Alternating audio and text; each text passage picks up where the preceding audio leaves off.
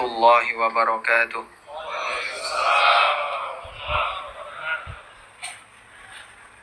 Alhamdulillahi rabbil alamin.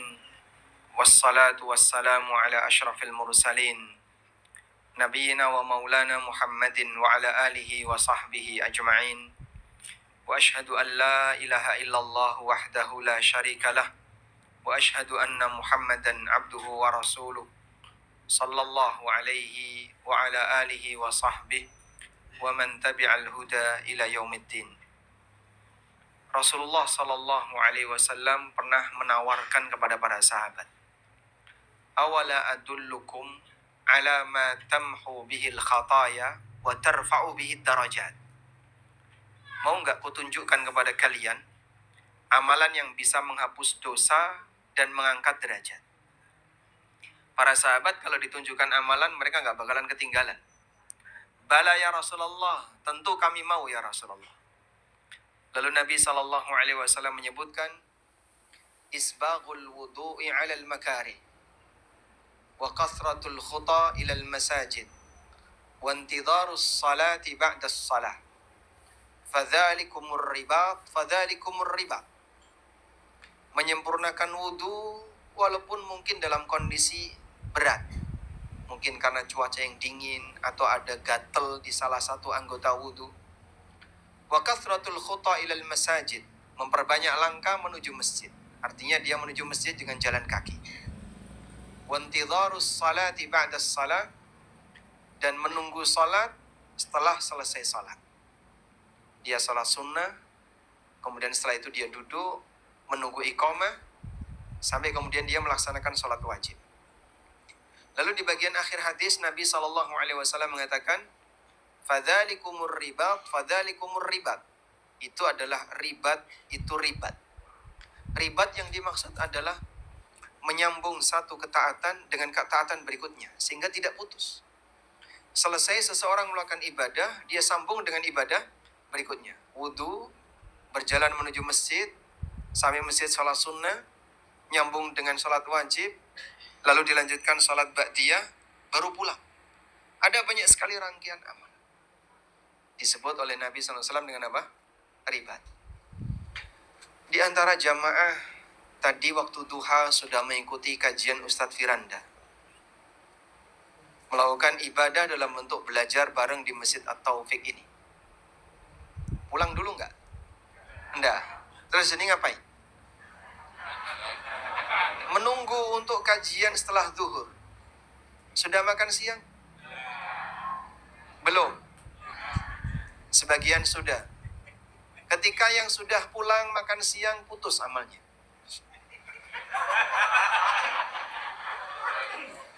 Putus nggak? Yang belum makan siang dia nunggu di masjid sambil berzikir. Ada nggak yang jaga tidak hadas, jaga wudhu ya?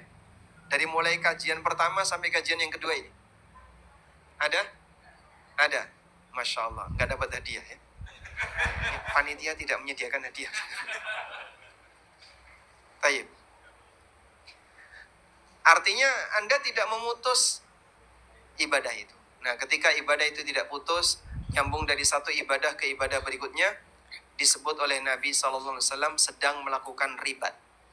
Mudah-mudahan semakin memperbesar nilai pahala, terutama untuk jamaah yang mereka sedang mengikat satu amalan ketaatan dengan amalan ketaatan berikutnya.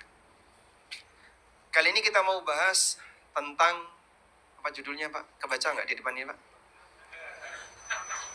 Menantikan kematian. Menunggu kematian. Baik, persiapan apa yang sudah Bapak lakukan dalam rangka menunggu kematian?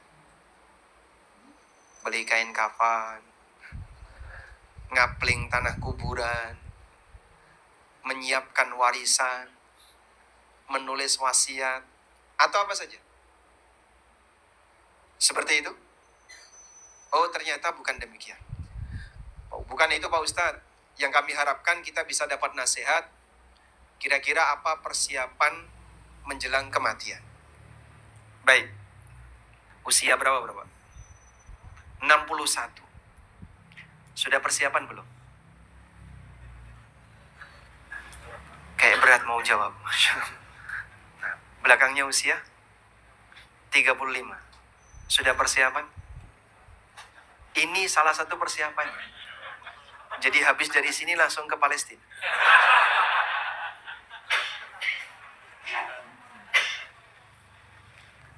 Kita semuanya sedang melakukan perjalanan menuju kematian. Ditunggu nggak ditunggu pasti datang. Dan siapapun kita diberi oleh Allah Subhanahu wa Ta'ala usia. Ada yang 30-an tahun, ada yang 40-an, 50-an, 60-an, 70-an ada. Yang 70-an.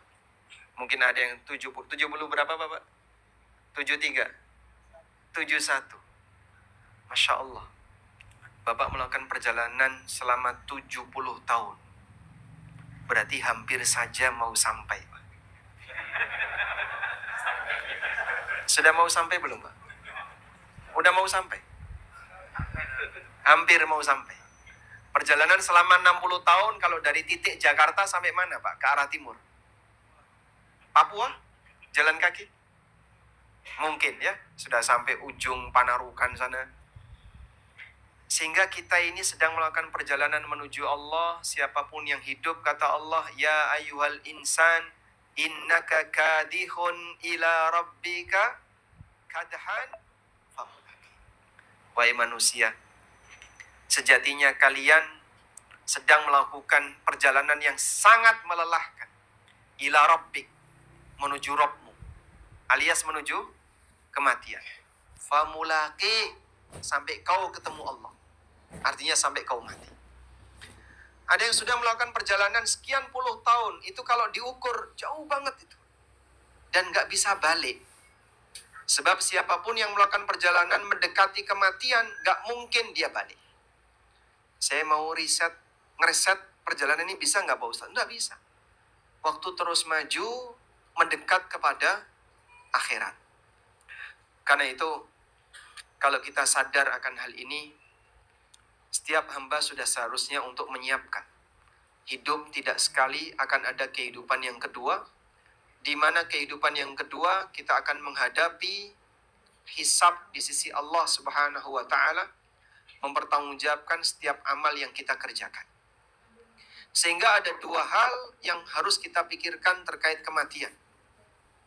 Pertama, bagaimana kita bisa meninggal dalam kondisi terbaik. Yang kedua, bekal apa yang harus kita persiapkan untuk menghadap Allah Subhanahu wa Ta'ala kelak di hari kiamat. Baik, sekarang kita akan bahas yang pertama. Bagaimana agar kita bisa meninggal dalam kondisi terbaik? Kita mati berapa kali, Pak? Hah? Berapa kali kita mati? Sekali atau dua kali? Keyakinan ahlu sunnah yang diajarkan oleh Allah, kita ini mati dua kali. Allah Subhanahu wa Ta'ala berfirman, amattana thnataini wa ahyaitana thnatain. Ya Allah, engkau mematikan kami dua kali dan engkau hidupkan kami dua kali. Kapan Pak kematian dua kali itu? Kematian yang pertama adalah kapan Pak? Ya, sebelum kita lahir di bumi. Saat jasad Bapak sudah ada di alam rahim, belum dikasih arwah, Anda sejatinya sudah mati. Itulah kematian pertama. Lalu Allah Subhanahu wa Ta'ala memberikan ruh kepada kita. Kemudian kita lahir, lalu kita tumbuh besar, dan nanti kita akan menghadapi kematian yang kedua, yang terakhir. Nah, kematian yang terakhir ini tidak mungkin bisa dihindari. Gak mungkin bisa diulang. Kesempatannya tinggal satu. Dan ini yang menentukan. Karena itu, siapapun yang ujungnya baik, maka semuanya dinilai baik. Rasulullah SAW bersabda, innamal a'malu bil khawatim. Sesungguhnya amal itu dilihat dari ujungnya. Berbicara tentang hidup, kita semuanya mungkin punya masa silam. Ada yang masa silamnya mungkin kurang bagus untuk diceritakan. Ada yang masa silamnya agak kelam, abu-abu, hitam. Tapi barangkali masa silam kita tidak lebih menakutkan dibandingkan para sahabat. Di antara para sahabat dulu ada yang nyembah berhala. Di antara para sahabat, ada yang pernah membunuh anak perempuan. Dulu mereka ada yang minum khamr. Di antara mereka ada yang main riba, praktek zina, dan seterusnya. Tapi begitu mereka mendapatkan penjelasan tentang agama dan masa Islam, mereka menjadi pejuang-pejuang dalam agama. Taib.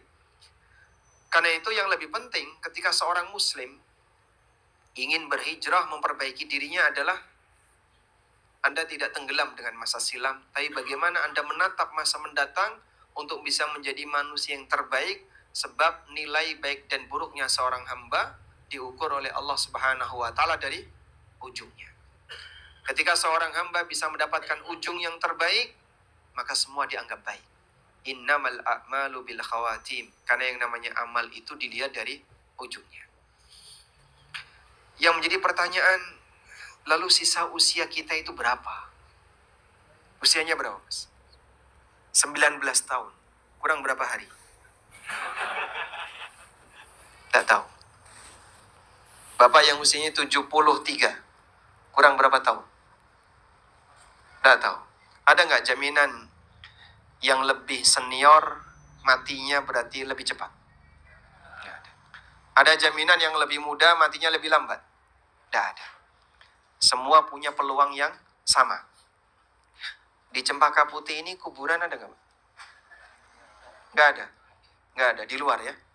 Ada tulisannya khusus 60 ke atas. Semua punya peluang yang sama untuk masuk ke alam kubur. Karena itu kalau kita bicara apa sih yang dimaksud dengan persiapan di sisa usia untuk menghadapi kematian? Apa yang sekarang kita jalani inilah sisa usia. Saya sedang berada di sisa usia saya. Bapak Ibu sedang berada di usia Anda semua. Sehingga kita sekarang sedang berada di sisa usia. Nah, kaitannya dengan ini ada satu nasihat yang sangat bagus disampaikan oleh seorang ulama namanya Fudail bin Iyad. Namanya siapa? Fudail bin Iyad. Ma'ruf nama Fudail bin Iyad. Satu ketika Fudail ketemu dengan orang yang usianya 60-an. Lalu ketika ditanya, kamu usia berapa? Sittina sana. Usia saya 60 tahun. Kemudian Fudail mengatakan, anta tasiru ila rabbika sittina sanatan tushiku anta tablugha. Bapak melakukan perjalanan selama 60 tahun, sebentar lagi mau sampai. Orang tadi ketakutan. Inna lillahi wa inna ilaihi raji'un. Kemudian Fudail bertanya, ta'rif ma makna? Tahu nggak kamu apa arti dari inna lillahi wa inna ilaihi raji'un? Inna lillah, kita ini milik Allah. Karena kita ini milik Allah, maka kita harus taat kepada pemilik. Karena kita milik Allah, maka kita harus beribadah kepada Allah. Sebab kita milik Allah. Wa inna ilaihi raji'. Dan kita akan kembali kepada Allah. Sadarilah kau akan menghadap Allah. Dan kalau kau sadar kau akan menghadap Allah, Allah pasti akan bertanya kepadamu, fal yu'id lil mas'alati jawaban. Maka persiapkan jawaban untuk pertanyaan Allah. Sudah siap belum, Pak? Pertanyaannya apa, Pak Ustadz? Bisa dihafal. Jawabannya juga mungkin untuk bisa dihafal. Tapi belum tentu bisa dipakai besok setelah mati. Karena jawaban ini bukan berdasarkan memori. Tapi berdasarkan apa? Amal hamba. Anda akan ditanya, man rabbuka, wa ma dinuka, wa ma ilmuka, wa man alladhi ursila ilaik. Apa agamamu? Siapa Rabbmu? Apa agamamu? Apa kitabmu? Siapa yang diutus kepadamu? Orang mungkin bisa menjawab. Dan dia bisa didiktekan. Tapi bukan dengan itu caranya. Amalan seorang hamba inilah yang nanti akan menjadi sumber jawabannya. Lalu orang yang tadi kemudian bertanya kepada Fudail, famal hilah, terus gimana caranya biar aku bisa selamat? Fudail mengatakan, yasirun liman yassarahullah. Mudah bagi siapapun yang dimudahkan oleh Allah. Bapak catat kalimat ini ya. Fudail menyampaikan sebuah pesan yang layak untuk dicatat dengan air mata. Kalau bisa. Bagaimana pesannya Fudail? Ahsin fima baqiya yughfar laka ma madha wa ma baqiya. Fa innaka in asa'ta fima baqiya ukhitta bima madha wa bima baqiya. Berbuat baiklah di sisa usiamu, maka kau akan diampuni untuk dosamu di masa silam dan dosamu di masa mendatang. Jadi sadar diri dengan usia, kita sudah berada di penghujung usia, sudah selayaknya untuk persiapan memperbaiki diri. Kapan lagi akan berubah? Sementara di hadapan kita begitu dekat dengan yang namanya kematian. Karena kalau kau tidak berubah jadi lebih baik, kau akan dihukum untuk dosamu masa silam dan dosamu di masa mendatang. Sehingga orang kalau tetap dalam posisi jauh dari nilai-nilai ajaran agama, dosanya diakumulasi. Tapi kalau ada orang berusaha untuk melakukan perbaikan terhadap hidupnya, apa yang dia jalani di bagian akhir hidup jadi kafarah untuk dosanya di masa silam. Maka kalau kita ingin punya kafarah, sisa hidupnya tolong diperbaiki.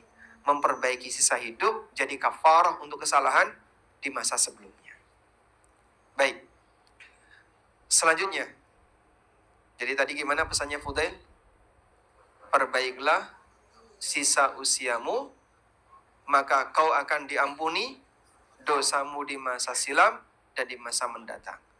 Karena jika kau belum berubah di sisa usiamu, maka kau akan dihukum dengan dosamu di masa silam dan dosamu di masa mendatang.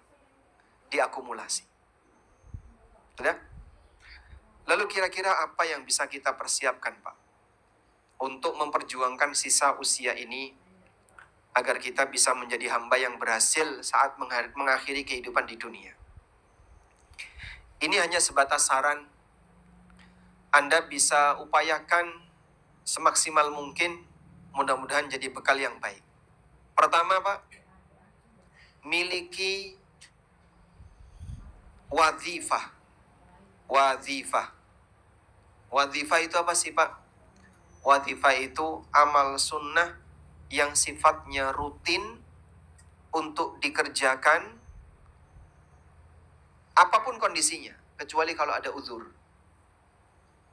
Contoh wazifah, misalnya orang punya kebiasaan menjaga sholat rawatib, punya kebiasaan puasa Senin Kemis, atau puasa 3 hari tiap bulan, atau punya kebiasaan sedekah tiap hari sekian rupiah, atau punya kebiasaan yang lain. Intinya bebas. Orang boleh milih wazifah apapun. Dan Nabi SAW menyampaikan, khudhu minal a'mali ma tutiqun, fa innallaha la yamallu hatta tamallu. Kalian boleh mengambil apapun amal sunnah yang mampu untuk kalian rutinkan, sebab Allah tidak pernah bosan untuk ngasih pahala bagi hamba, sampai kalian bosan untuk beramal. Itulah yang disebut dengan wazifah. Amal yang sifatnya rutin untuk dijaga tanpa putus. Nah, salah satu di antara fadilah atau keutamaan ketika seseorang itu punya wazifah. Kondisi manusia ini secara fisik makin lama makin nurun atau makin bertambah? Menurun. Sehingga ini lutut untuk saat ini masih bisa ditekuk, dipakai rukuk, dipakai sujud masih bisa. Ini tangan masih bisa dipakai untuk bergerak turun naik ketika Bapak Ibu rukuk dan sujud. Akan ada waktunya fisik ini mengalami penurunan sampai pada titik akhir gak bisa dipaksa untuk naik tangga. Yang dulu rutin kajian at-taufik, duduk di belakang atau di pojokan sambil merem, sekarang sudah gak hadir Pak Ustadz, gak bisa naik tangga. Jadi berhenti ketataannya. Kenapa? Karena fisiknya sudah tidak memungkinkan untuk dipaksakan. Akan ada waktunya itu. Tapi Allah Subhanahu wa ta'ala zat yang maha adil. Bisa jadi ada hamba yang fisiknya tua, tapi semangatnya nggak pernah tua. Sehingga tetap pengen melakukan ketaatan, pengen ini. Semangatnya terus seperti itu. Nah, semangat yang tidak pernah tua, ini kan ada arahnya, Pak. Ada yang semangatnya yang tidak pernah tua itu, tapi arahnya ke arah duniawi. Walaupun sudah tua, tapi pengen ngumpulin terus. Sampai kapan kau berhenti? Itulah semangat seseorang ketika mencari harta. Tidak pernah tua. Ada yang dia semangatnya tidak pernah tua ketika tujuannya untuk akhirat.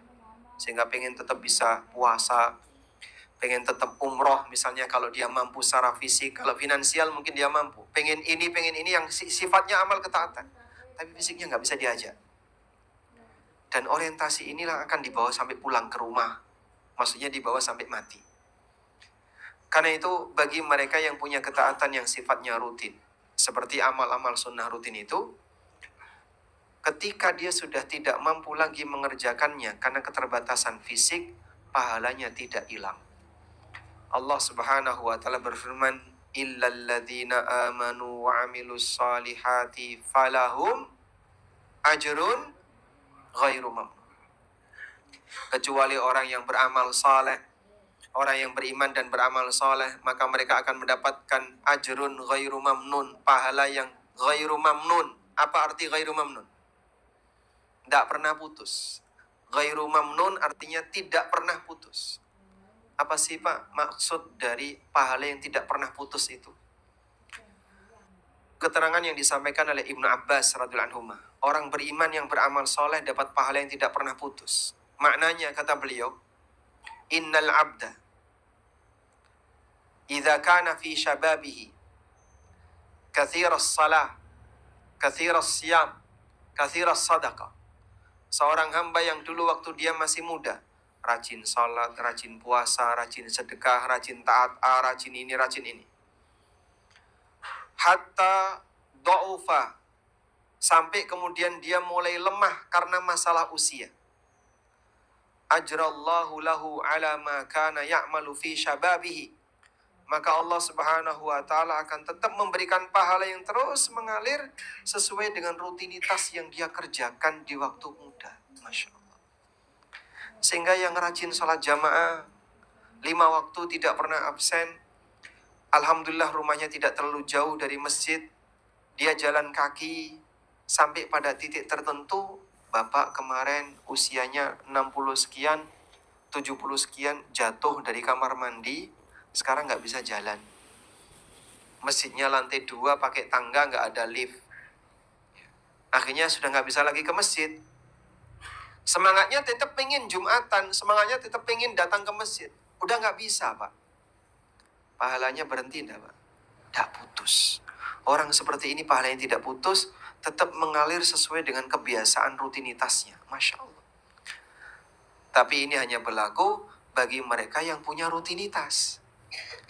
Tapi misalnya di usia 70 tahun, baru masuk masjid 3 kali, kepleset. Lalu udah nggak datang lagi. Nyala-nyalain takmir. Itu licin kenapa nggak digosok? Akhirnya dia sudah nggak bisa datang lagi. Udah, aku nggak mau lagi ke masjid. Mutung dia. Sudah nggak lagi ke masjid. Dapat pahala enggak? Hah? Dia belum punya kebiasaan. Sehingga di posisi ketika orang itu baru sekali, datang 2 kali, ya cuman baru bisa dihitung jari. Lalu tiba-tiba dia putus amal itu dan tidak lanjut, maka di posisi ketika itu belum menjadi kebiasaannya, belum tercatat sebagai pahala yang terus mengalir. Maka kalau kita ingin dapat catatan seperti ini, ya, mulailah untuk mempertimbangkan kira-kira amal apa yang bisa saya rutinkan, biar nanti ketika di usia pensiun orangnya masih hidup, tapi sudah nggak bisa lagi beramal, pahalanya tetap jalan. Perjuangannya adalah miliki yang namanya apa tadi? Wadhifah. Saat Anda punya wadhifah, maka salah satu di antara kelebihannya adalah tadi. Dan seperti ini sebenarnya tidak hanya berlaku nunggu tua. Bahkan masih muda sekalipun, tapi dia tertahan untuk melakukan ketaatan disebabkan karena sakit atau karena safar, pahalanya terus mengalir. Nabi SAW pernah mengatakan, innal abda idza marida aw safara kutiba lahu ma kana ya'malu muqiman sahiha. Seorang hamba ketika dia sakit atau dia safar, maka tercatat untuknya sebagaimana ketaatan yang dia lakukan saat mukim atau ketika sedang sehat. Rutinitas puasa Senin Kemis, pas hari Senin sakit. Gak puasa Pak hari ini Pak, sakit. Karena dia sudah rutin puasa Senin Kemis, tetap dapat pahala puasa sunnah sesuai dengan kebiasaannya. Sebab Allah Subhanahu wa Ta'ala tidak hanya mencatat amal, tapi Allah juga mencatat semangat untuk beramal. Itulah suasana batin yang lebih baik daripada amal. Sebagaimana disebutkan dalam sebuah pernyataan, niyatul mu'min khairum min amali. Niat seorang mukmin itu lebih baik daripada amalnya. Niat seorang mukmin ini lebih baik daripada amalnya. Para ulama mengatakan kalimat ini bukan hadis yang sahih, tapi maknanya benar. Penjelasannya, karena niat dan semangat, tapi tidak berhasil diamalkan, jadi pahala. Namun kalau ada amal tanpa niat, tidak bernilai ketaatan. Sebagaimana disebutkan dalam hadis riwayat Bukhari. Saya ulangi ya. Niat tanpa amal terkadang jadi ketaatan. Amal tanpa niat tidak menjadi ketaatan. Sehingga yang lebih dinilai yang mana? Suasana batin ini yang lebih kuat pengaruhnya. Karena itu Nabi SAW menyebutkan dalam hadis riwayat Bukhari, man hamma bil hasanati falam ya'malha kutibat lahu hasanatun kamilah. Siapa yang punya keinginan untuk beramal baik, beramal saleh, dan gak jadi dia kerjakan, maka dicatat untuknya satu amal saleh, walaupun gagal. Wa man hamma bisayyi'ah, dan barang siapa yang punya keinginan untuk beramal buruk, tapi gak jadi dilakukan, tidak dicatat. Demikianlah karunia yang diberikan oleh Allah Subhanahu wa Ta'ala kepada hamba.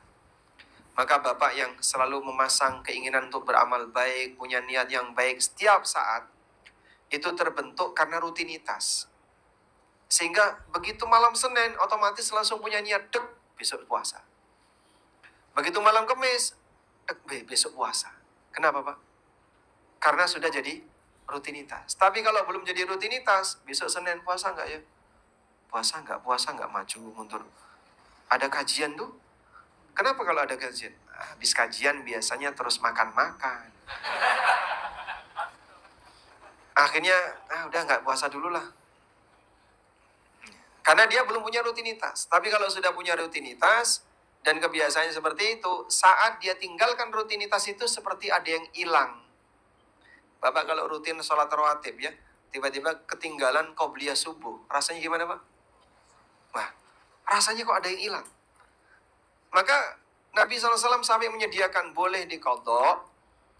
Ini sebagai bentuk pemurahnya Allah bagi mukmin yang ketinggalan dan gak sempat boleh qadha qobliyah. Masya Allah. Karena mungkin ada sebagian di antara hamba punya semangat dan keinginan untuk beramal, tapi dia punya keterbatasan waktu sehingga ada perpanjangan waktu. Padahal bisa jadi dalam kehidupan dunia itu gak berlaku. Mahasiswa ngumpulin tugas setelah waktunya habis. Sama dosen, ini waktunya sudah habis. Deadline-nya kemarin. Mohon maaf Pak, nggak diterima. Bisa nggak Pak dikodok Pak? Nggak ada kodok. Itu manusia sama manusia. Tapi Allah Subhanahu wa Ta'ala pemurah kepada hambanya, sehingga yang nggak sempat mengerjakan pada waktunya, boleh dikodok di waktu yang lain.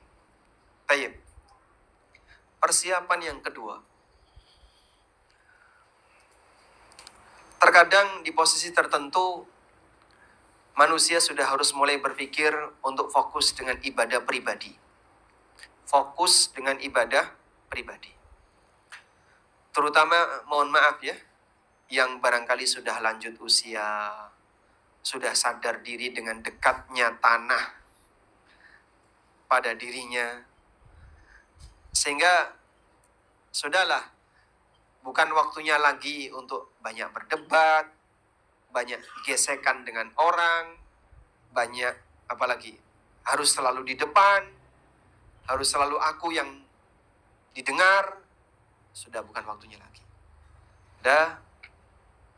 Bapak sudah mau pulang untuk selamanya. Serahkan pada yang masih muda, biar urusan seperti ini yang masih produktif yang mengerjakan. Kita tinggal fokus dengan ibadah yang sifatnya pribadi. Ada orang Dulu waktu masih produktif, di kantor punya jabatan, direktur. Kemana-mana dijemput dengan kendaraan khusus. Begitu sampai kantor, dibukain pintu, diantar sampai kursi tempat beliau kerja, kemanapun boleh dikawal. Begitu sudah pensiun, di kantor sudah nggak dipakai. Kemudian nyalon RT nggak ada yang milih. Akhirnya, ya ini kan karena, Bapak kan sudah 60-an ke atas. Mau nyalon RT sudah nggak ada yang milih. Nyalon RW apalagi. Akhirnya yang jadi sasaran apa Pak? Masjid. Yang jadi sasaran? Masjid. Pokoknya saya harus jadi ketua takmir. Kalau enggak, saya nggak mau sholat di sini.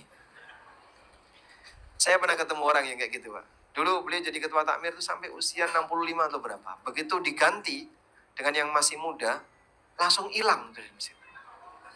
Masya Allah. Ini yang disebut dengan post power syndrome ya. Karena yang sebelumnya dia punya posisi, ketika bicara didengerin, selalu ditaruh di depan, punya jabatan dan seterusnya, hilang semuanya. Dia pingin tetap diakui, akhirnya dia memaksakan, pokoknya saya harus yang menguasai masjid. Sehingga mohon maaf, kasihan kadang ada sebagian masjid itu kok gak maju-maju, gak ada perkembangan yang signifikan dari masjid. Saat ngitung kota infak itu Pak, 70-an ke atas semua Pak. Itu ngitung kota infak. Ini remajanya kemana? Pemudanya kemana? Sehingga yang takmir-takmir itu semua 70 tahun, 70 sekian, 70 sekian. Nemu nggak Pak masjid yang kayak gitu Pak? Padahal itu kan area yang namanya ngitung duit ya. Anak kecil bisa nggak Pak? Mungkin anak SMP atau anak SMA bisa. Tapi yang berperan di sini 70-an semua, 60-an semua. Masya Allah, ini masjid kalau mereka 10 tahun ke depan sudah nggak ada semua, putus generasi sudah. Dan banyak sekali masjid yang DKM-nya di usia 70-an, 60-an, bawahnya itu kosong. Nggak ada.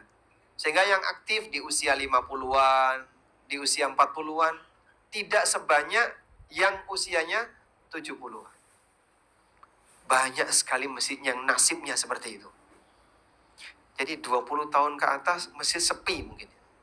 Mereka semua sudah meninggal dunia, sudah tidak ada yang melanjutkan. Hanya tinggal segelintir orang yang masih mau punya peran. Masya Allah. Makanya barangkali ya ini bukan dalam rangka untuk mengkritik siapapun ya.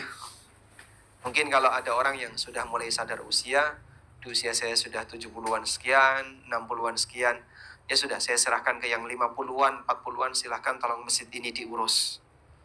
Bapak tinggal jadi penasihat. Dah. Karena fokus dengan yang sifatnya amal pribadi. Sehingga tinggal banyak membaca Quran, banyak berzikir, banyak ibadah-ibadah yang sifatnya pribadi. Anda tidak banyak bergesekan dengan orang, tidak sibuk rapat sampai tengah malam. Kalau ada kegiatan kurban ya sudah, yang nyari sapi jangan Bapak. Sehingga ada di sebagian masjid, sapi aja, kenapa? Takmirnya nggak doyan kambing, kolesterol semua. Takmirnya wis tua.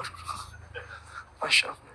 Baik, yaitu contoh ketika ada orang yang lebih senang untuk banyak terlibat, tapi terkadang nggak ngukur umur. Yang ketiga,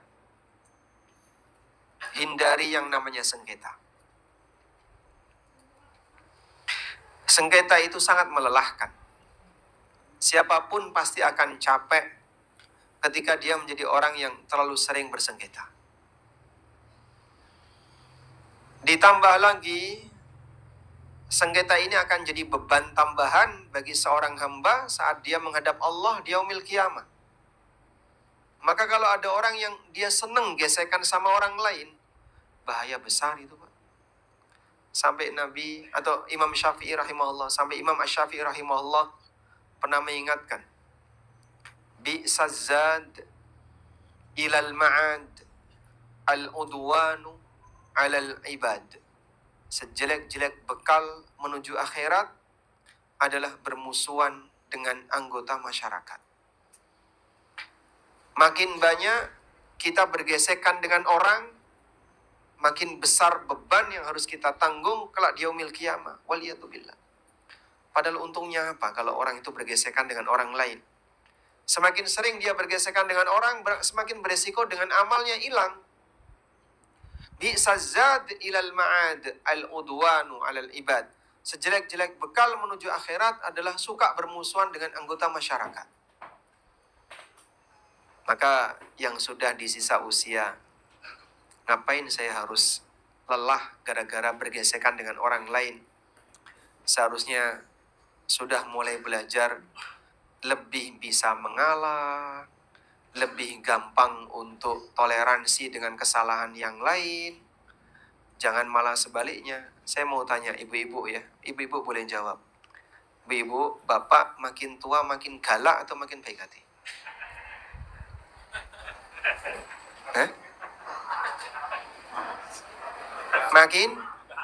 Makin sensitif. Masya Allah.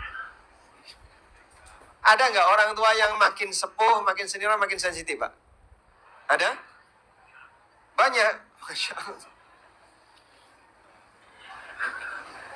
Jadi, subhanallah, emosinya itu kalau meledak sampai gemeter gitu orangnya. Ini mau mukul udah nggak bisa. Mau ngomong kasar kok, kayaknya usianya sudah nggak cocok. Tapi senangnya mukanya merah.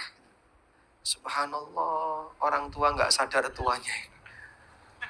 Saya pernah dapat curhatan dari seorang anak. Saya nggak tahu Pak Ustadz, bapak saya itu makin tua kok makin galak, makin sensitif. Masya Allah, sabar mas, dirawati saja. Mungkin juga sebentar lagi hilang itu orang. Saya mau ngomong apa coba? Ya tinggal anaknya disabarin kan gitu. Karena ya mau gimana lagi, sudah saatnya yang lebih muda untuk ngalah. Sehingga perlu dipahami karakter orang tua Anda sudah berubah. Mungkin dulu kalau beliau ketika masih punya kuasa, ya, dia lebih nyaman. Begitu hilang semuanya, akhirnya dia semakin sensitif dengan orang lain. Kadang makin galak sama istrinya. Saya sampai kasihan sama ibu itu, sering dimarahi. Tiap hari hampir marah ibu. Apa sedikit salah, keliru, langsung emosi. Ada juga sebaliknya. Sekarang bapak saya tanya.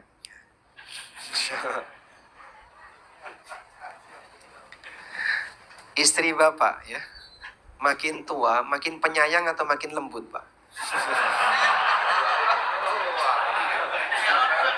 Hah?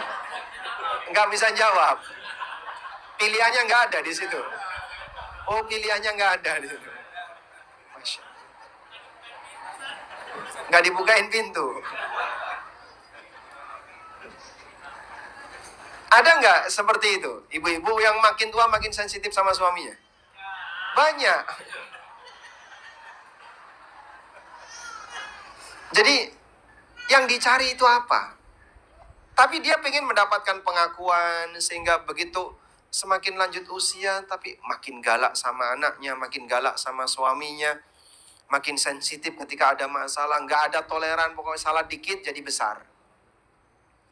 Ya alhamdulillah mungkin beliau tidak bisa main medsos ya, sehingga nggak bisa bikin status yang beresiko.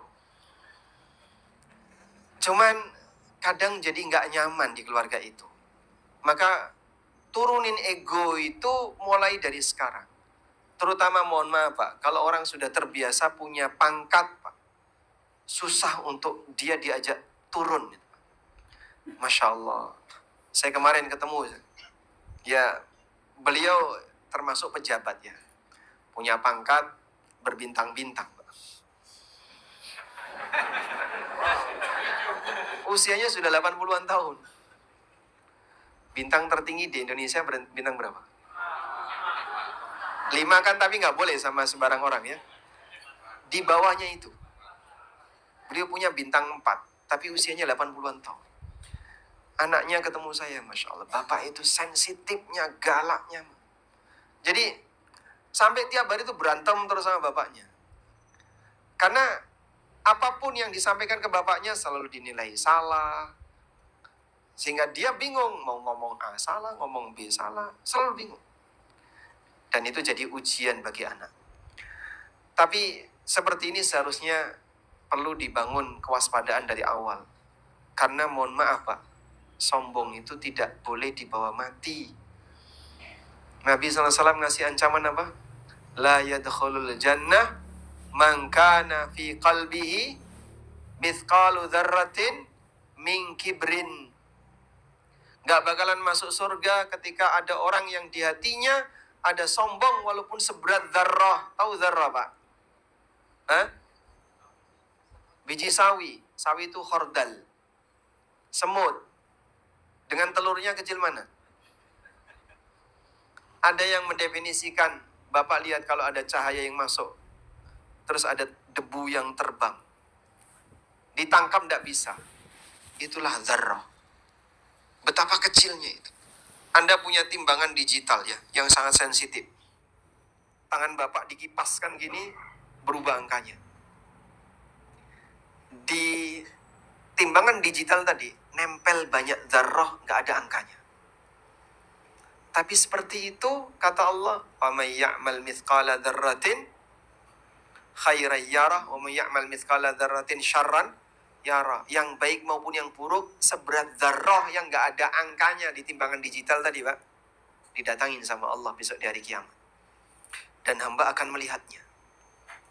Nah yang bahaya adalah ketika seseorang masih punya rasa sombong, masih punya keangkuhan, merasa hebat, sehingga dia ingin menyatakan dirinya di hadapan umum dan seterusnya. Saat perkenalan sama orang, kenalkan, aku kolonel sekian. Kenapa harus nyebut itu? Itu pernah saya kenalan sama orang. Namanya, anggaplah misalnya Pak Ijo, aku kolonel Pak Ijo. Masya Allah Pak, umur Bapak sudah 70-an tahun. Masih merasa bangga dengan itu. Ada juga misalnya dia punya apa? Saya dulu punya perusahaan ini Mas, saya dulu ini, saya dulu nih. Cerita semua tentang pengalamannya. Bagian mana yang mau dibanggakan? Padahal itu semuanya akan dilepas tanpa syarat. Sudah. Karena siapapun akan datang menghadap Allah, yang selamat cuma satu. Illa man atallaha biqalbin salim. Kecuali yang datang menghadap Allah dengan hati yang salim, yang selamat. Bukan dengan yang punya jabatan A, punya pangkat B, punya status sosial C. Semua itu tidak ada manfaatnya di hadapan Allah Subhanahu wa Ta'ala. Masya Allah. Masya Allah. Baik, selanjutnya Bapak Ibu yang dimuliakan Allah, ada satu pengalaman yang pernah dialami oleh iblis ya. Iblis itu masuk surga sebelum Adam. Dan pada waktu iblis berbuat sombong, sehingga saat diperintahkan oleh Allah Subhanahu wa Ta'ala untuk sujud kepada Adam, lalu dia nggak mau, ditanya oleh Allah, ma mana'aka an tasjuda id amartu. Apa yang menghalangimu untuk sujud ketika aku perintahkan kamu? Kemudian dia bilang, qala ana khairum min. Iblis bilang, aku lebih baik daripada Adam. Khalaqtani min narin wa khalaqtahu min tin. Kau ciptakan aku dari api dan kau ciptakan dia dari tanah. Allah langsung berfirman, qala fahbit minha fama yakunu laka an tatakabbara fiha. Iblis, turun kamu dari surga. Kau nggak boleh sombong di dalam surga. Sehingga yang sudah masuk surga ketika sombong diusir. Yang di luar punya sombong nggak boleh masuk. Bersihkan dari model keangkuhan seperti ini, kesombongan. Lepaskan semua identitas duniawi yang kita punya sehingga kita merasa pengen lebih tinggi daripada yang lain. Akhirnya jadi pengen selalu menang, pengen selalu didengerin, dan seterusnya. Belajar tawadhu itu susah nggak Pak? Berat Pak. Belajar tawadhu itu berat. Dan itu butuh waktu yang panjang. Sehingga kalau Anda perlu untuk persiapan biar fisik ini tetap terjaga sehat, itu butuh exercise panjang. Maka demikian pula untuk memiliki hati yang sehat, butuh latihan yang panjang. Sesekali misalnya, gesekan sama orang lain, lalu ingat, aku bisa saja menang. Tapi nggak apa-apa lah, kali ini aku ngalah. Ngalah. Saking seringnya beliau belajar mengalah, nanti jadi terbiasa untuk bisa mengalah. Dan mengalah itulah sikap orang tawadhu. Ngalah dengan kalah sama atau beda? Ya, mengalah dengan kalah beda. Yang lebih sering ngalah yang mana, bapak atau ibu? Hah? Bapak lebih sering mengalah. Yang lebih sering kalah, bapak juga. Nasibmu bapak. Tayyib. Karena persiapan untuk tawadhu itu belajar mudah mengalah dalam situasi tertentu. Sebab ego manusia itu terkadang memaksa dia, kamu harus yang menang, kamu harus ini, kamu harus. Dia belajar untuk, ya sudahlah, kali ini aku mengalah, kali ini aku mengalah. Terus seperti itu, pembiasaan itulah belajar bentuk tawadhu. Ini harga diri saya ya Pak Ustadz. Berapa harganya? Justru ketika Anda mengalah, diangkat oleh Allah. Nabi SAW pernah mengatakan, wa ma zadallahu abdan bi'afwin illa izza. Allah tidaklah menambahkan kepada seorang hamba disebabkan karena dia memaafkan illa izzan, kecuali kehormatan. Sehingga banyak memaafkan itu justru akan semakin terhormat. Dan di posisi ketika kita sudah mulai usia senja, sudah saatnya untuk banyak belajar mudah memaafkan. Mudah memaafkan akan diangkat derajatnya oleh Allah Subhanahu wa taala. Makanya mulia itu bukan berarti dengan cara dia harus selalu gagah, hebat di hadapan siapapun. Anda lihat bagaimana cara Nabi SAW ketika menaklukkan kota Mekah, Pak?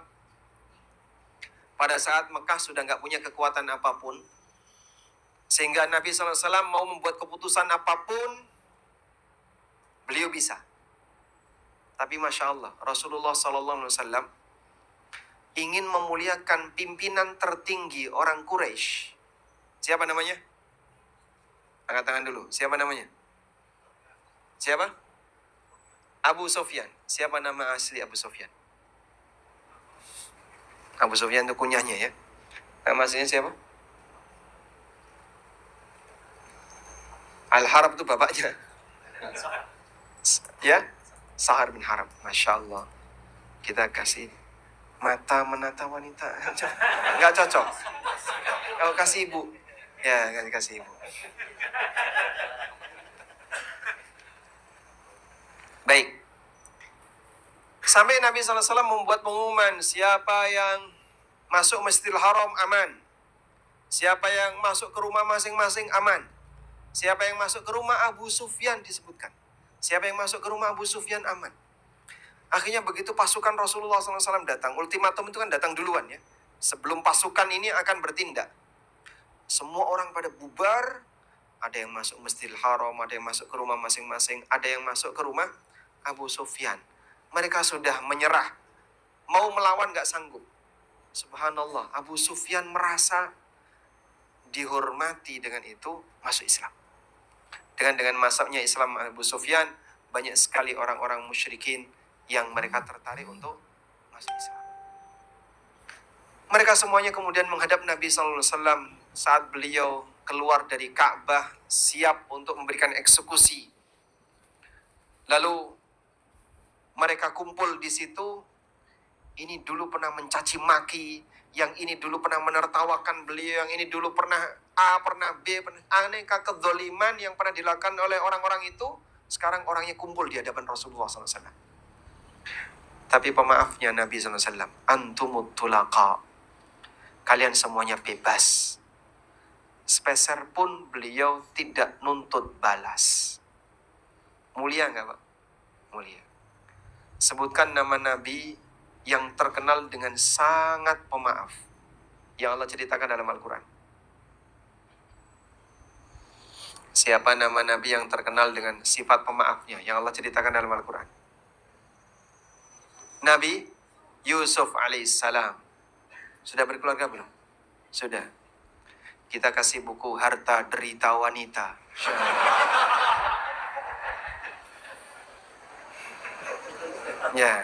Ya mungkin sebab penderitaan istri kan suami ya. Bapak bisa bayangin Nabi Yusuf alaihissalam yang disikapi jahat sama saudara-saudaranya.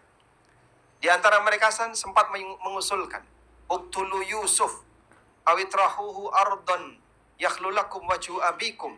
Bunuh itu Yusuf. Atau kita buang saja dia ke padang pasir. Jadi rencana jahat itu saat mereka rapat untuk membuat konspirasi terhadap Yusuf kecil, mereka kumpul, Allah ceritakan dalam Al-Quran, ada yang usul mau dibunuh, ada yang usul dilempar ke padang pasir, ada yang usul lempar ke sumur. Mereka pilih usulan lempar ke sumur. Saat Yusuf dilemparkan ke sumur, dimasukkan ke dalam sumur, bajunya dilepas. Ini sebagai alat bukti untuk dilumuri dengan darah dusta. Allah sebut bidamin kadhib, dengan darah dusta. Mau dilaporkan kepada bapaknya kalau Yusuf dimakan serigala. Bapak bisa bayangin Pak, dimasukkan ke dalam sumur nggak pakai baju Pak? Gimana Pak? Hah? Dingin. Digigiti nyamuk Pak. Pada saat beliau diangkat oleh petugas yang mengambil air di sumur itu, namanya warid ya, fa'arsalu waridahum fa'adla dalwa. Kafilah dagang itu mengutus warid untuk mengambil air. Begitu dimasukkan timba, ketika diangkat, qala ya busyra hadza gulam. Saya nemukan seorang anak. Wa asarruhu bidha'ah. Kemudian Nabi Yusuf disembunyikan bersama dengan barang. Biar majikannya nggak ketahuan. Biar nggak ketahuan majikannya, ditaruh di bagasi. Calon Nabi ditaruh di bagasi. Lalu dijual, sampai akhirnya Allah Subhanahu wa Ta'ala memberikan derajat yang tinggi bagi Yusuf. Beliau menjadi seorang menteri, saudaranya semuanya datang menghadap di hadapannya. Nah, kali ini Yusuf bebas untuk memutuskan. Ini kalau mau dieksekusi, masukkan mereka semua ke dalam penjara, bisa nggak? Tapi apa kata beliau? Beliau menyampaikan sebuah pernyataan. Mim ba'di an nazagha syaitanu baini wa baina ikhwati. Dulu kita sempat digelincirkan oleh setan antara aku dan saudara-saudaraku. Sehingga saat beliau mengenang kesalahan saudaranya, Yusuf itu melemparkan ke setan. Ya, dulu yang salah itu setan. Sehingga tidak nyebut kesalahan saudaranya. Ada sebagian orang yang kadang ketika orang yang bersalah ada di hadapannya, ngomel dulu dia Pak. Wah, tadi kemarin kau ngomong, aku sakit hati sekali. Aku ini, dah sekarang saya maafkan. Ya habis ngomel-ngomel baru bilang dia maafkan. Nabi Yusuf tidak mengenang kesalahan saudaranya, tapi yang beliau gunakan apa? Ya lupakan saja, itu salah setan. Dulu kita digoda sama setan. Masya Allah. Orang yang sangat pemaaf, sampai Allah Subhanahu wa Ta'ala jadikan sebagai permisalan, cerita yang dijadikan sebagai standar orang baik dalam Al-Quran. Dan Anda bisa bayangkan ya, saat Nabi Yusuf itu di Mesir, beliau dijual, dijadikan babu, kemudian digoda sama wanita, diajak zina, nggak salah dituduh mau memperkosa, habis itu dimasukkan ke dalam penjara.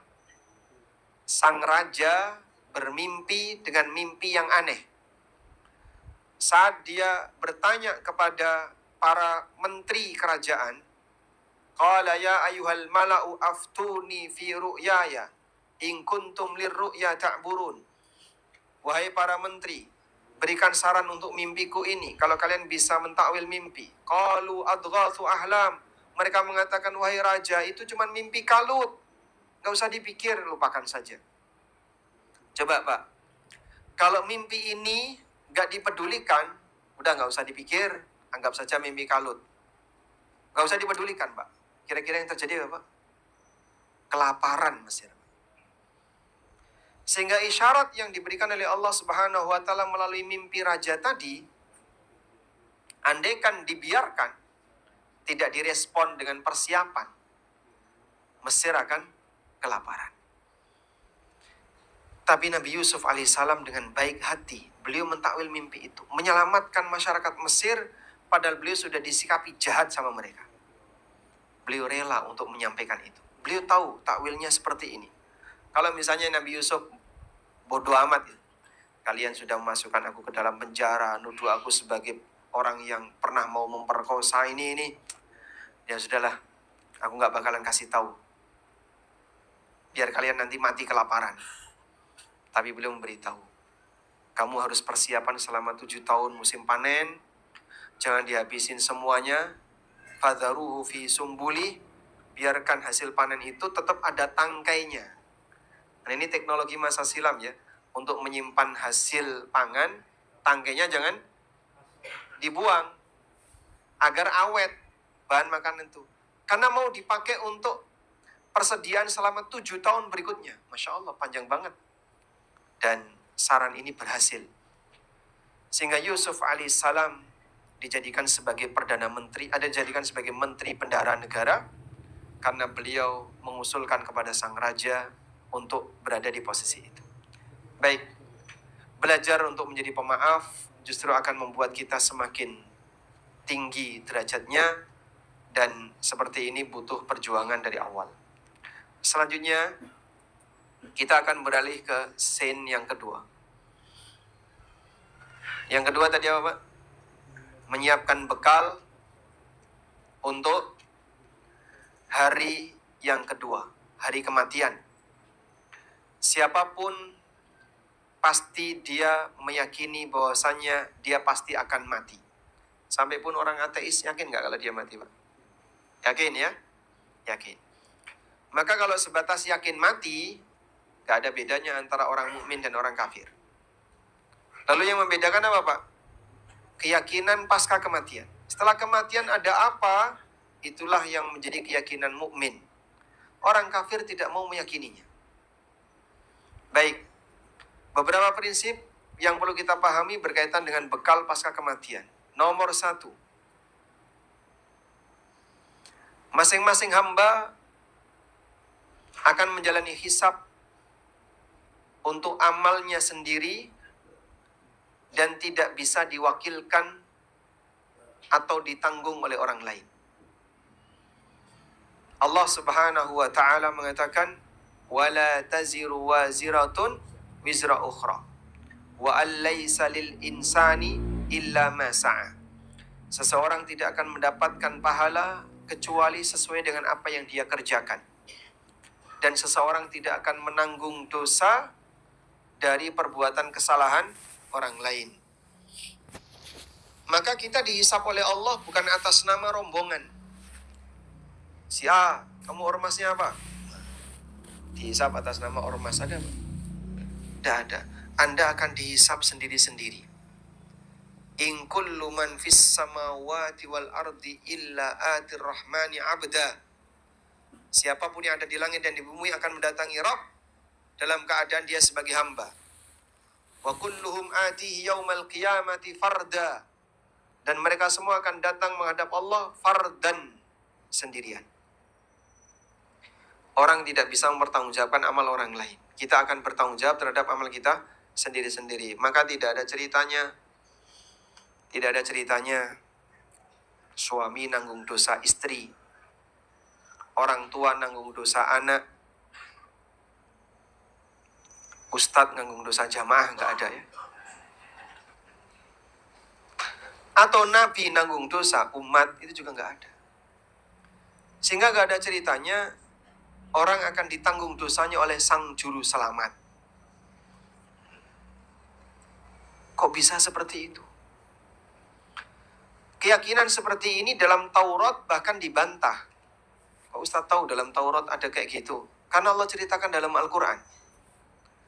Allah bercerita tentang sebagian isi Taurat dalam Al-Quran.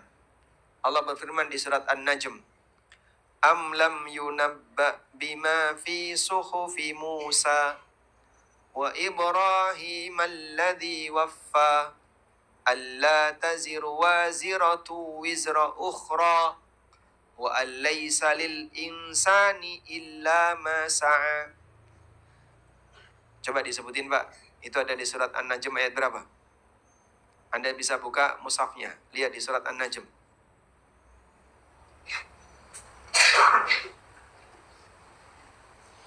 Ada di surat An-Najm ayat 36. Mulai ayat 36. Ketemu, Pak? Sudah ketemu? Silakan dibuka mushaf.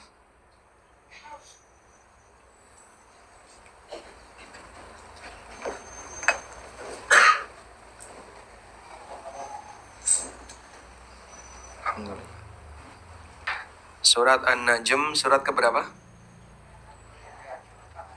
43. 53. Surat ke-53 ayat 36.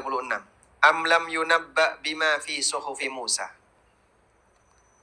Tidakkah mereka sudah diberitahu tentang isi dari suhuf Musa? Wa Ibrahim alladhi waffa. Dan suhuf Ibrahim yang telah memenuhi komitmennya. Isinya apa itu? Alla taziru waziratu wizra ukhra. Di suhuf Musa dan Ibrahim itu ada pernyataan seseorang tidak nanggung dosa orang lain. Jadi kalau ada cerita, ada nabi yang nanggung dosa umat, itu ceritanya dari mana? Dalam Taurat ada pernyataan seseorang tidak akan nanggung dosa orang lain. Walaisa lil insani illa ma sa'a. Dan manusia tidak akan mendapatkan pahala kecuali dari apa yang dia kerjakan.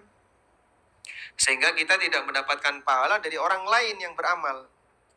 Maka nggak ada ceritanya, aku titip salam ya sama Tuhan. Tolong saya diwakili sholat, bisa Pak? Nggak bisa. Ibadah seperti ini nggak bisa diwakilkan. Kalau nganterin zakat, bisa diwakilkan. Tapi kan pakai uang pribadi muzaki. Sehingga zakatnya diwakilkan untuk menyerahkan distribusinya. Ada satu dialog ya. Ini saya nontonnya di YouTube. Ada pendeta Amerika, Pak, yang membuka konsultasi syariah. Dan itu direkamnya. Dulu lewat telepon duduk itu. Kemudian tiba-tiba ada yang bertanya, saya mau tanya sama Anda. Oh, silahkan. Kenapa Yesus mati di salib? Terus pendeta ini bilang, untuk menebus dosaku, menebus dosamu, dan dosa semua umat manusia. Kemudian penelpon ini tanya lagi, apakah Yesus juga akan menebus dosa orang yang menyalibnya? Nah, pendeta ini bilang, iya. Yesus akan menebus dosa orang-orang yang menyalibnya. Lalu orang ini tanya lagi, apakah Yesus juga akan menebus dosanya umat Muhammad? Kemudian pendeta ini bilang, tidak. Loh, salah kita apa? Ini orang yang menyalib beliau, dosanya ditebus. Kita nggak pernah punya salah sama Yesus. Katanya dosa kita nggak ditebus. Kalau ini berlaku untuk semuanya, semua umat manusia akan ditebus dosanya, termasuk kaum muslimin, berarti kan nggak perlu pindah agama ke sana. Semua dosanya juga pasti akan ditebus. Sehingga kalian tidak perlu ngajak orang lain untuk pindah agama ke Nasrani, karena semua umat dosanya akan ditebus sama Yesus. Padahal tidak pernah ada keyakinan seperti itu. Karena masing-masing orang harus bertanggung jawab dengan amalnya. Nah, keyakinan permisif seperti ini dibawa di tengah kaum muslimin. Itu yang bahaya. Ada sebagian orang yang kadang dia dengan, ya boleh saya sebut sombong, ya. Nanti kalau Bapak ketemu malaikat, sebut nama saya. Maka malaikat akan mengampuni dosa Bapak. Nggak jadi tanya sama Bapak. Tak tunggu di pintu surga. Kelompok kami jadi panitia akhirat. Masya Allah. Sehingga siapa yang dia pro sama kelompok kami, maka nanti dia akan selamat di hari kiamat. Karena syafaat itu harus melalui izin panitia. La haula wa la quwata illa billah. Kayak gitu ada orang yang percaya, Pak. Dan penganutnya banyak itu. Subhanallah. Maka kita bersyukur kepada Allah. Allah kasih kita akal yang sehat, ya. Allah kasih kita pemahaman yang benar, yang lurus. Sebab ada banyak orang yang menyimpang di posisi ini. Berawal dari keyakinan bahwa dosa orang ditanggung oleh orang lain. Ini sangat berbahaya dan ini paham permisif yang dikembangkan di tengah masyarakat. Nggak ada seperti itu. Makanya Bapak mungkin bisa lihat ya di beberapa ceramah. Dan itu di YouTube cukup banyak ya. Nanti sebut saja kamu adalah anggota ormas ini, muridnya kiai ini, muridnya tokoh ini. Emang kenapa kalau muridnya itu? Ya nanti akan pasti diselamatkan oleh Allah. Yang jamin kayak gitu siapa? Amittakhadha indar rahmani ahda. Apakah dia sudah mengambil perjanjian dengan Allah? Sehingga nanti kalau orang yang punya identitas kayak gini pasti akan selamat. Dari mana? Nah, kalau orang sudah mulai sadar bahwa masing-masing kita akan mempertanggungjawabkan amal kita sendiri-sendiri, dia tidak akan bergantung kepada yang lain. Tidak akan bergantung kepada yang lain. Contoh bukti, Pak. Ada orang yang ketika dia dihadapkan pada perselisihan pendapat. Ada pendapat A, pendapat yang B. Kamu pilih mana? Aku pilih yang B. Loh, kenapa? Ya, pertimbangan jujurnya ini yang sesuai dengan aktivitas dia. Sehingga yang A haram, yang B halal, pilih halal. Yang C haram, yang D halal, pilih yang halal. Terus dia pilih yang halal halal semua. Lalu dia bilang, kalau benar kita dapat pahala.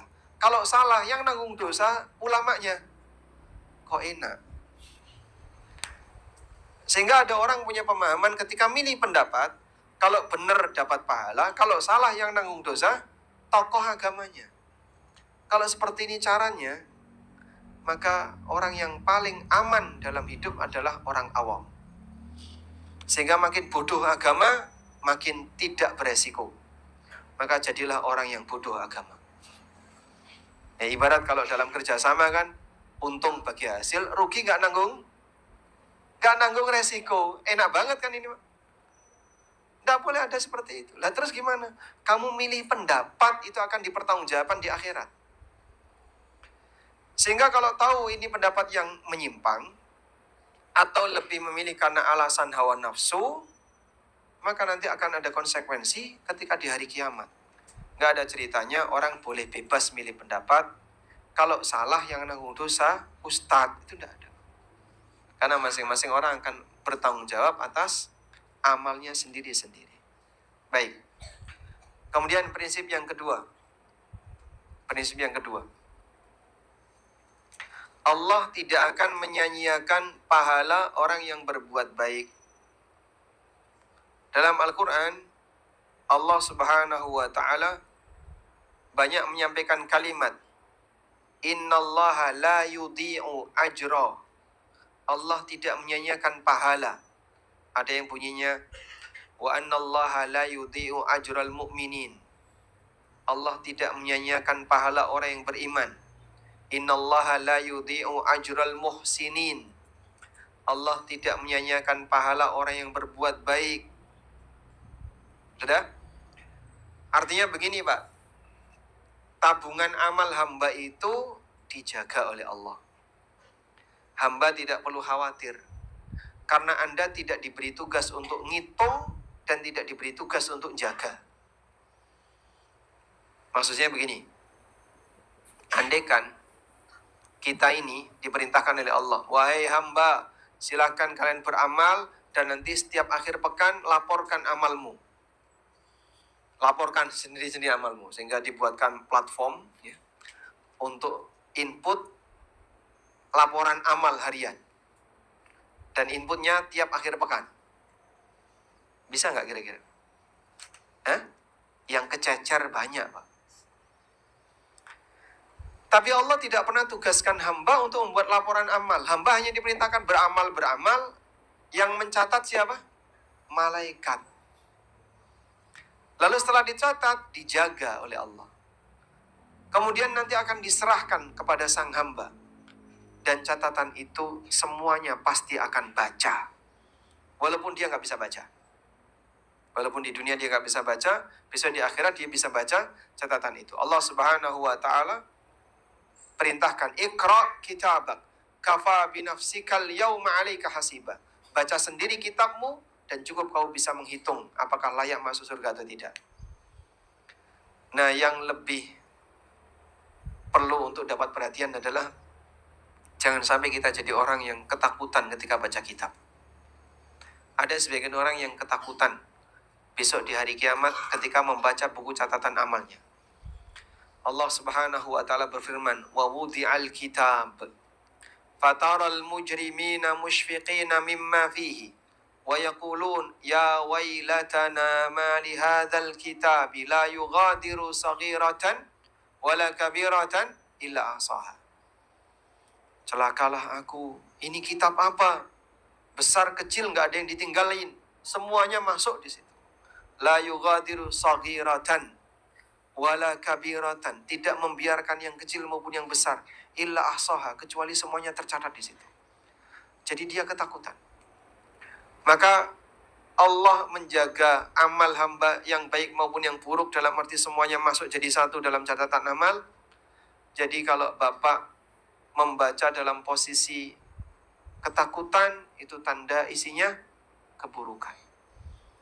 Maka buku catatan amal ini saat ini sedang kita tulis, sehingga Anda semuanya sekarang sedang menjadi penulis buku yang nanti akan dibaca sendiri kelak di yaumil qiyamah. Tinggal pilih apakah membaca sambil tersenyum ataukah membaca sambil sedih dan ketakutan. Dan orang yang sekarang sedang ketakutan untuk belajar agama, aku nggak mau dengerin yang kayak gitu. Aku takut nanti kalau Ustadz bilang haram, dikit-dikit haram, apa-apa kok haram, ketakutan. Ada nggak orang ketakutan? Hah? Banyak. Mereka ketakutan belajar agama, bisa jadi akan ketakutan saat membaca buku catatan amalnya. Maka jangan sampai kita menjadi orang yang ketakutan besok di hari kiamat gara-gara kurang persiapan ketika di dunia. Tayyib. Jam 1.50. 48. Cukup ya?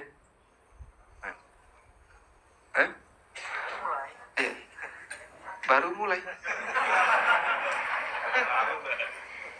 Baru bangun.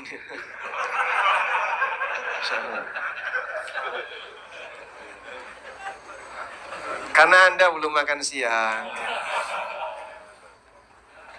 Nanti saya khawatir ini dolim kepada jamaah ya. Bisa dituntut di hari kiamat nih saya. Baik, mungkin kita cukupkan sampai di sini. Kita genepin sampai jam 2 ya.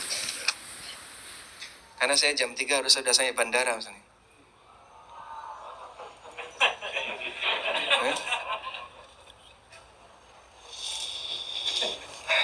Alhamdulillah. Baik. Kita akan bacakan beberapa pertanyaan dari para jamaah.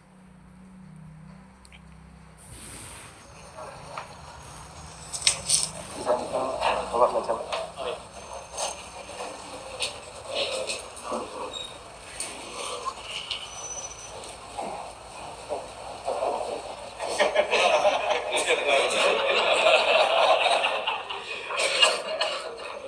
Nah, silakan.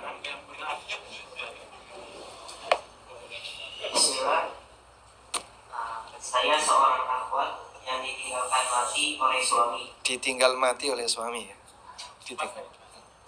Saya mendapatkan hasil asuransi kematian dari kantor suami saya kerjanya dulu.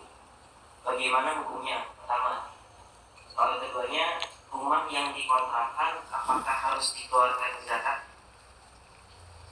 Dapat asuransi dari kantor tempat kerja suami. Apakah boleh diterima?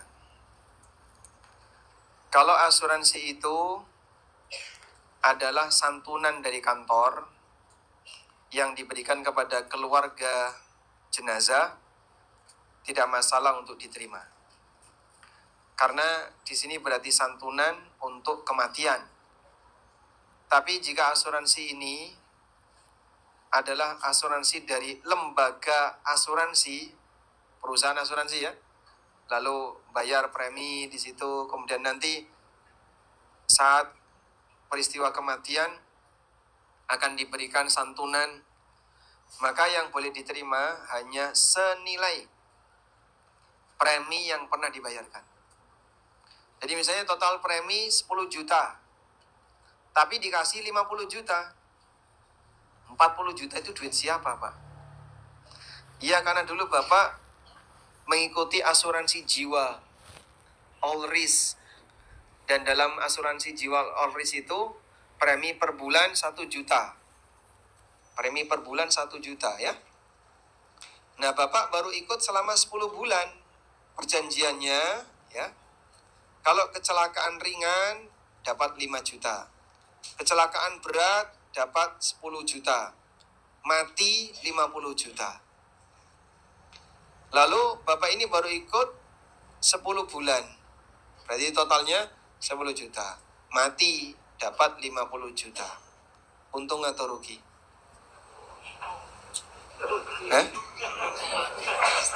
Untung atau rugi? Untung. Untung ya. Siapa yang untung?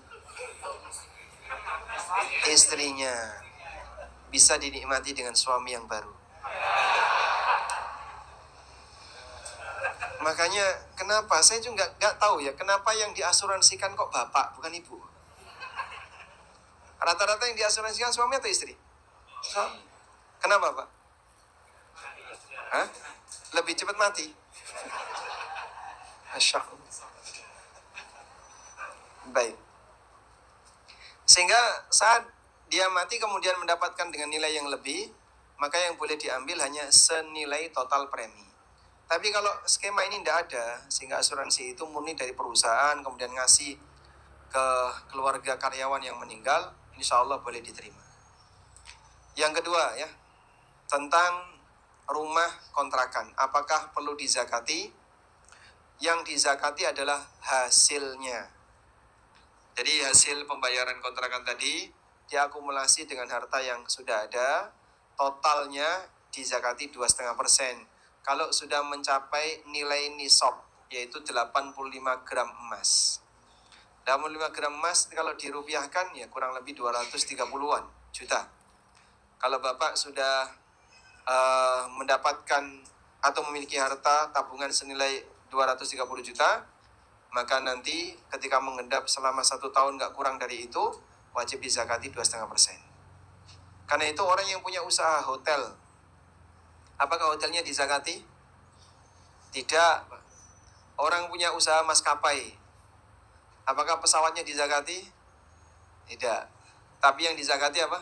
Hasilnya. Karena dia bukan jual beli pesawat, bukan jual beli kamar, tapi menyewakan unit. Wallahu a'lam. Yes. Assalamualaikum Ustaz. Waalaikumsalam warahmatullahi. Bagaimana ya Ustaz, kami sebagai suami bersikap dalam menghadapi istri yang menuntut suami agar selalu peka dan mengerti istri, di mana istri berdalih jika perubahan hormon yang membuat istri lebih sensitif dari biasanya. Padahal kami suami sudah berusaha untuk bersikap baik di rumah. Jazakallah khairan Ustaz. Masya Allah.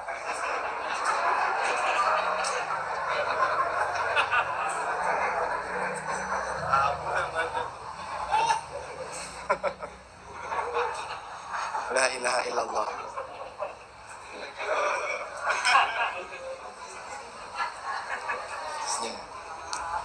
Sabar Pak ya. Kalau punya rawatan seperti itu ya harus dirawat Pak.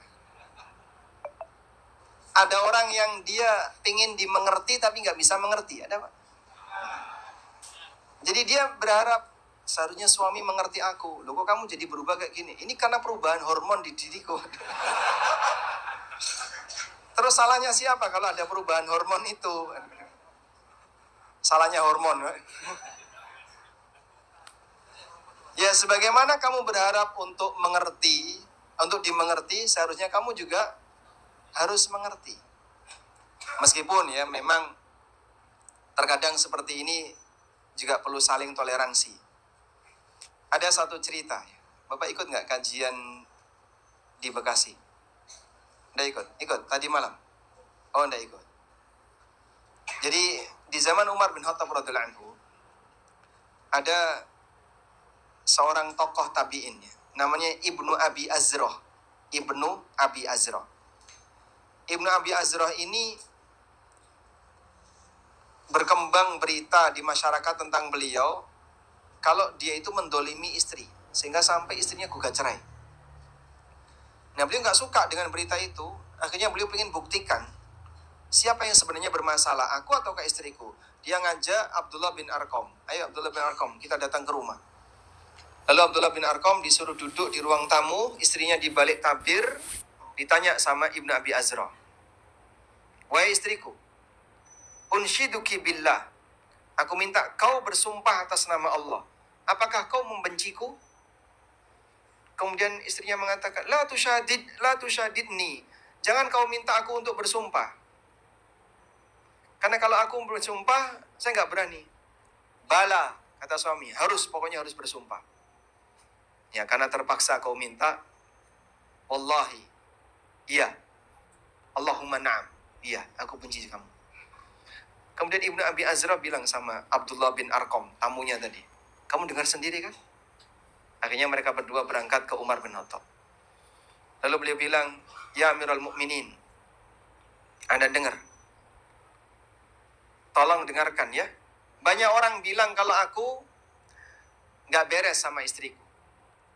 Padahal sebenarnya nggak beres adalah istriku. Coba dengerin laporan dari Abdullah bin Arqam. Umar kemudian tanya kepada Abdullah bin Arqam, apa yang terjadi di sana? Istrinya nggak suka sama dia. Yang bermasalah siapa? Istrinya.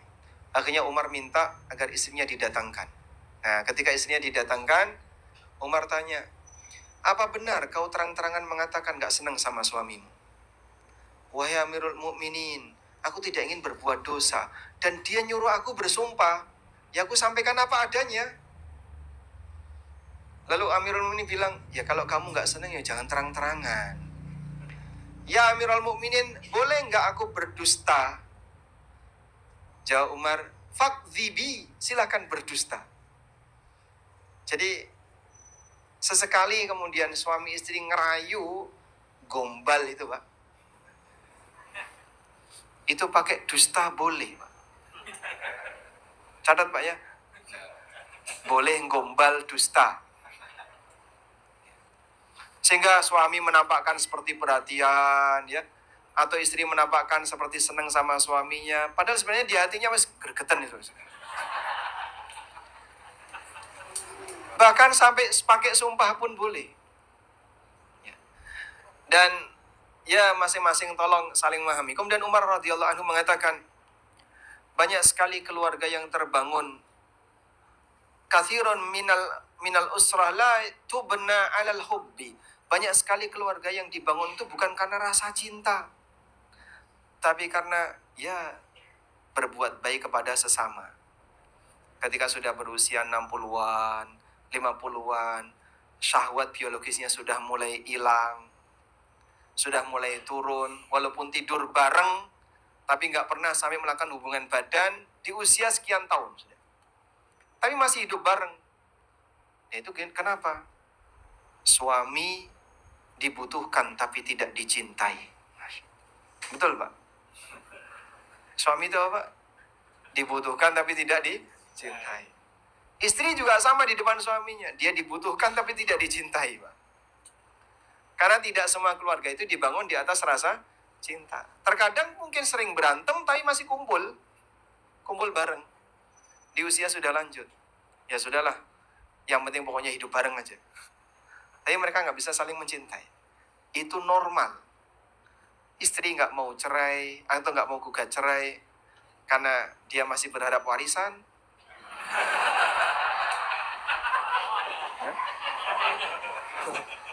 Kok tahu aja gimana? Suami juga tidak mau menceraikan istrinya karena masih berharap layanan. Masih ada yang masakin, masih ada yang nyedianinnya dia. Tapi mereka hidup bersama dalam suasana tidak ada rasa cinta. Normal. Itu masih dianggap normal.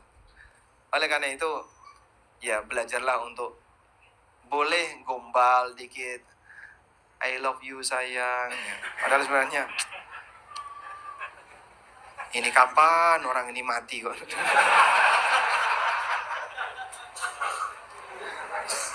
Ya cuman ngomong kayak gitu terang-terangan nggak bisa ya Pak. Karena dalam sebuah keluarga terkadang banyak muncul seperti ini ya. Apalagi kadang istrinya itu sensitif banget. Kadang belum ketika suaminya pulang, dengar-dengar mau poligami, nggak usah didengerin. Belum apa-apa sudah ditodong dengan aneka pertanyaan dan seterusnya. Ya sudahlah, pokoknya saling sabar saja ya. Kalau Bapak mengalami seperti itu, adanya itu Pak. Nggak usah disesali.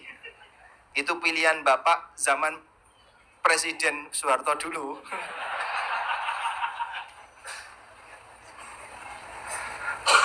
Sebagaimana ibu kalau dapat suami yang mengecewakan ya nggak usah disesali ya. Dijalani saja sampai mati Pak. Wallahu a'lam. Bismillah. Assalamualaikum Ustaz. Waalaikumsalam warahmatullah. Semoga Allah menjaga Ustaz. Izin bertanya. Amin. Walakum bimithli.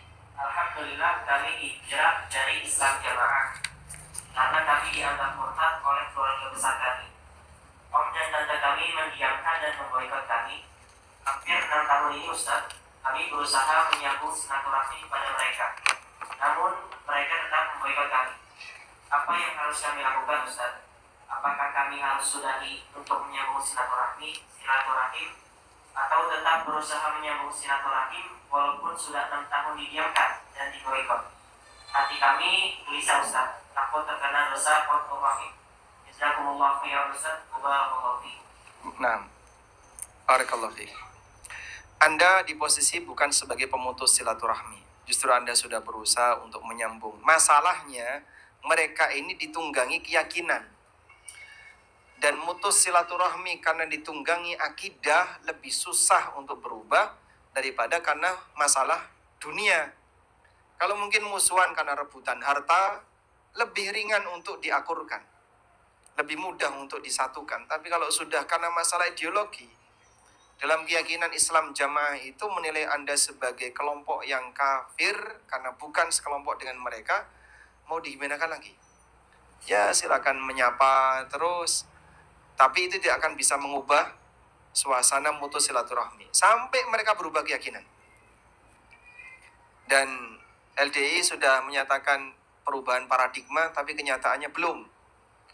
Karena MUI kemarin sudah sempat gimana mau menyadarkan LDI ini, terus mereka bilang kita sudah punya paradigma baru. Tapi kenyataannya belum. Karena mereka sendiri sudah mulai jaga dan siaga sebab banyak sekali anggota mereka yang keluar. Dengan keluarnya 3 ustadz kibar. 3 ustadz kibar dan semuanya sudah pernah datang ke kantor kami di studio ANB untuk menjelaskan tentang hakikat dari Islam Jamaah ini. Mereka mengaku sebagai Islam Jamaah tapi tidak mau kumpul dengan jamaah kaum muslimin. Nyempal dari jamaah. Sehingga siapa yang nyempal dari jamaah? Islam Jamaah. Mereka justru malah nyempal dari jamaah. Walhamdulillahirrabbilalamin. Demikian yang terakhir. Hadiah buku Bila Ku Mati. Baik, yang sudah siap untuk menerima hadiah. Yang usianya paling senior. Bapak berapa? Bapak? 56. Yang 70 berapa tadi? 73. Sudah keluar. 74. Ibu-ibu berapa?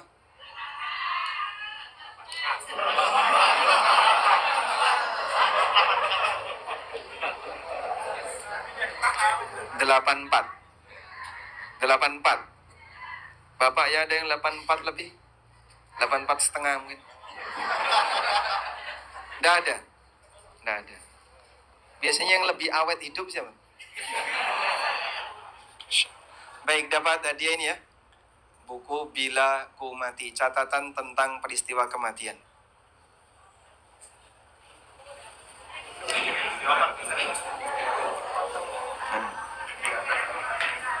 Hadiah buku Pengantar Ilmu Waris. Pertanyaannya, di antara jamaah yang gak dapat warisan. Orang tuanya sudah tidak, Bapak gak ada, Masya Allah. Semoga ini jadi penghibur bagi Bapak ya.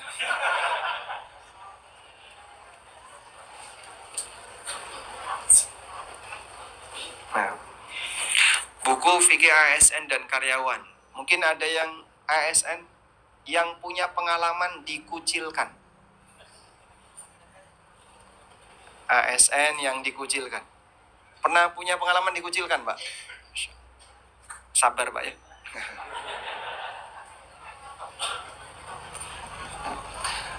Buku fikih haid.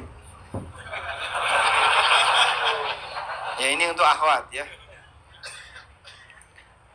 Untuk akhwat fikih haid ya. Yang sudah balik dan usianya paling junior. Junior bukan senior ya. Ya, baik. Ada itu ya.